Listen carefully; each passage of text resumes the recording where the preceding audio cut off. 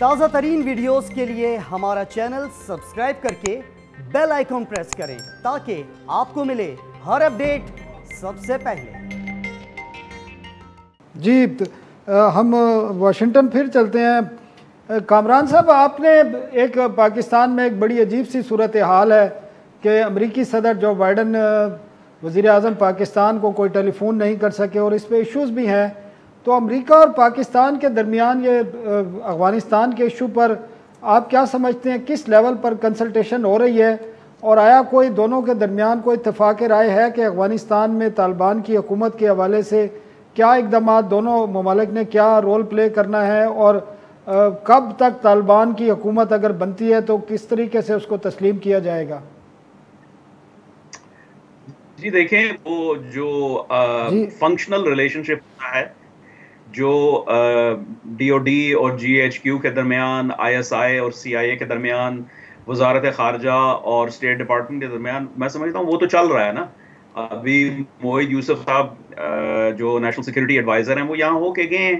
اور اب ملاقات جو ہے سننے میں یہی آیا ہے کہ اب جو ہے پھر سے دوبارہ ملاقات ہوگی، کب ہوگی یہ نہیں پتا، تو یہ تو حالات پہ ڈیپینڈ کرے گا۔ یہ تو چل رہی ہے، گفت و شنید ہو رہی ہے۔ یہ پاکستان کے اندر میں سمجھتا ہوں کہ یہ ایک وہ مہمہ ہے، وہ عوامی سطح کے اوپر اور میڈیا کے اندر بھی، کہ ہم وہ اگر عمران خان کو جو بائیڈن کی کال نہیں جاتی تو وہ ایک بہت بڑا مسئلہ ہو جاتا ہے۔ یہاں تو اس کے اوپر جو ہے میں نے کبھی کچھ نہیں سنا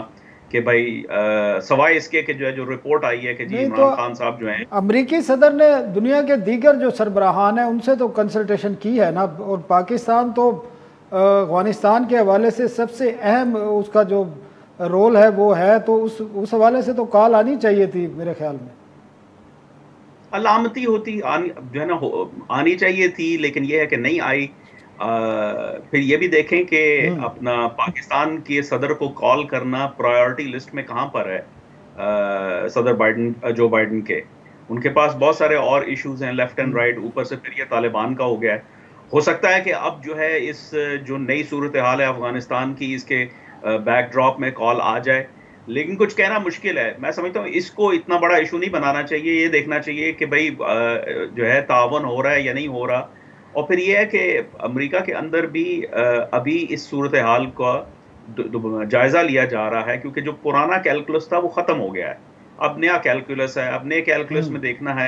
کہ پاکستان جو ہے وہ کہاں پہ ہوگا، اور اب پاکستان کی ضرورت ہوگی امریکہ کو۔ ایک طرف جو ہے وہ کشیدگی ہے، کیونکہ جو مفادات ہیں ان کا جو اپنا ڈائیورجنس تھا جو کئی سالوں پہ چل رہا تھا، وہ سلسلہ بھی چل رہا ہے۔ پھر تھوڑا سا غم و غصہ بھی ہے پاکستان کے اوپر